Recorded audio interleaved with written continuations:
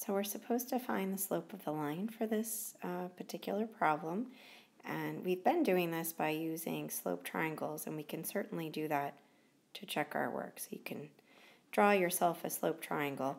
I also want to talk about the way we were doing it in class. It's a little bit more formal. So if you take this top ordered pair and you subtract the bottom ordered pair from the top, we're going to end up with a negative slope. We know by looking at it that it's negative. So we know that the vertical side of this line is 6 minus 4. My pen doesn't seem to be working, which is 2. And then if we stay consistent by doing the top minus the bottom, and we say 2 minus 8 for the bottom, that gives us negative 6. So our slope is negative 2 over 6, or you can simplify it and call it negative 1 over 3. But it is negative.